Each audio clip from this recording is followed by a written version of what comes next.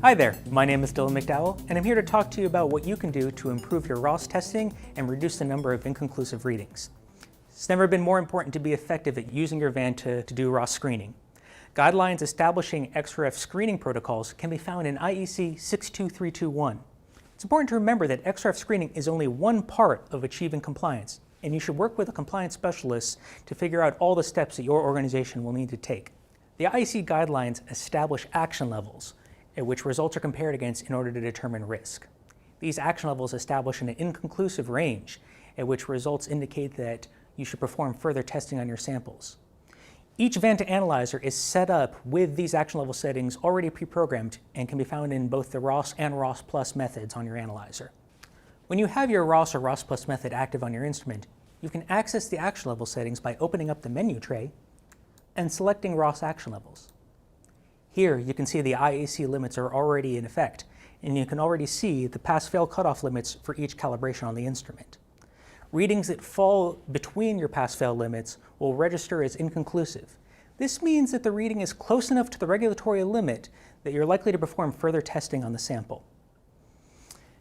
The RoHs guidelines establish a 30% relative safety factor in determining the action levels.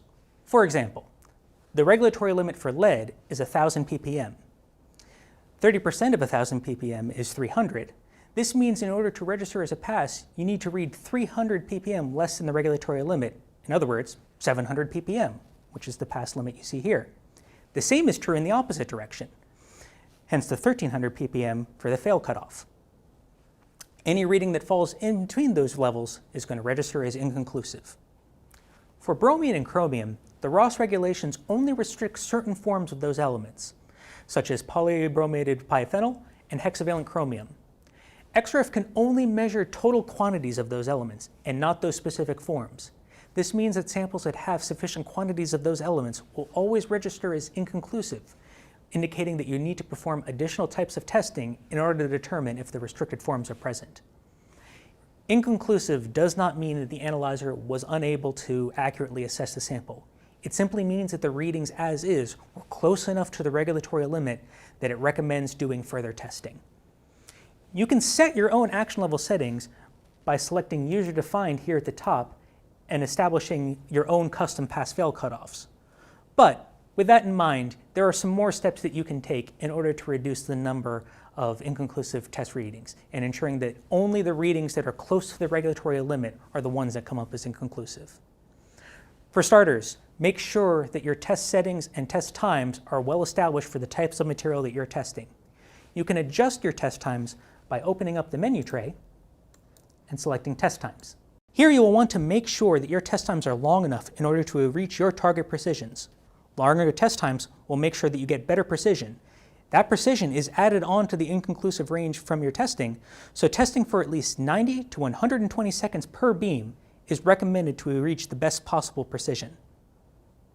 We provide an auto classification feature which automatically selects between the plastics and alloy beams. This is fine for most samples, but if you're testing an aluminum alloy sample, we recommend changing the auto classify options to force alloy instead. In addition to instrument settings, sample type and sample presentation are key factors in determining the quality of your screening. IEC guidelines recommend testing only one material at a time or testing well-homogenized mixtures of multiple materials. If you're testing a sample that has more than one material in it, for example, the circuit board, you can utilize the Vanta's camera and collimation feature to focus in on only one material component of this sample. The Vanta workstation can help make sample presentation easier and more consistent. To help me make sure that I position the sample properly, I can bring up the camera display here in the PC software. Simply click the tab to the right of the results listing here to bring up the camera image. The red circle indicates where the X-ray beam will excite the sample, so make sure your sample is aligned such that the target material is in that circle. To activate the collimator, simply click and hold the camera image until the circle shrinks. When that circle has shrunk, it means the collimation is now active. Only use the collimator when you're testing one area and you want to isolate it from its surroundings. Using collimation will reduce the number of X-ray counts you get, so you'll need to increase test times to compensate for this by as much as 2 to 3 times your uncollimated settings in order to get similar levels of precision. Finally, if you are testing very small or thin samples or components, such as these here, you may find it useful to group together batches of these samples or to test multiple stacked on top of each other in order to ensure that you're testing enough material and to minimize thickness biasing effects. These are just a couple of steps that you can take in order to improve the quality of your results. But ultimately, it'll be up to your organization in order to determine the best course of action for you to establish a reasonable testing program. Once again, we recommend speaking with your compliance specialist in order to determine how best to implement XREF screening into your compliance testing. For questions about the Vanta, please contact your local Olympus representative. Thank you for watching.